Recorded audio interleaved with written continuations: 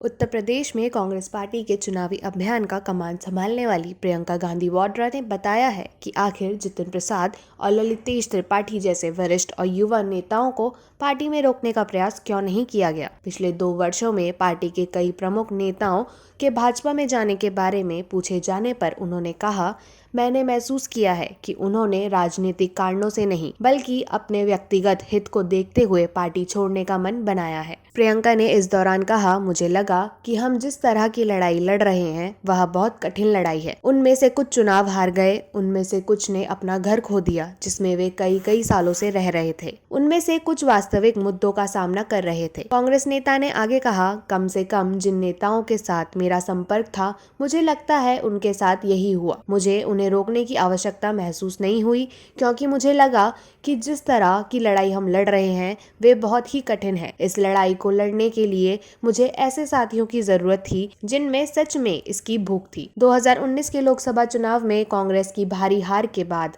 से पार्टी ने कई नेताओं को खो दिया है।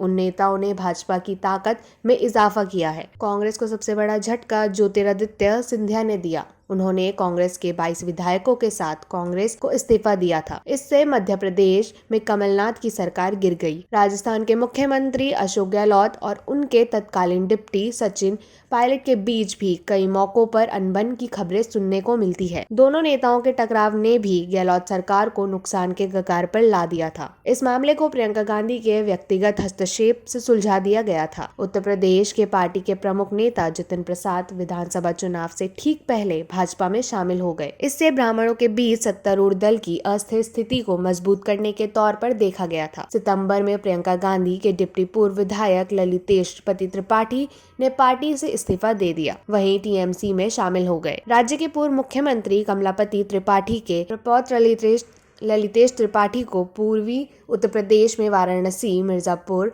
बेल्ट में एक आगामी नेता के रूप में देखा गया था। प्रियंका गांधी वाड्रा को यूपी का प्रभार सौंपे जाने के बाद दोनों ने महत्वपूर्ण क्षेत्र में पार्टी को पुनर्जीवित करने के लिए मिलकर काम किया था। कि क्या पार्टी में प्रतिभा को बनाए रखना समस्या है? प्रियंका ने कहा कि जितिन प्रसाद ललितेश त्रिपाठी के मामले में उनके पास उनकी शिकायतों को हवा देने का पूरा अवसर है। प्रियंका ने कहा, जब तक मैं यूपी की प्रभारी हूं, उनकी राय, उनकी सिफारिशें, वे इससे कैसे काम करना चाहते हैं, पूरी तरह से मूल्यवान थे। वे हर समय मेरे संपर्क में थे, इसलिए बहुत सी चीजें जो वे कहते हैं उसे मैं नहीं मानती हूँ। आपको बता दें कि यूपी के इन नेताओं ने आरोप लगाया था कि उनकी बात नहीं सुनी जाती है।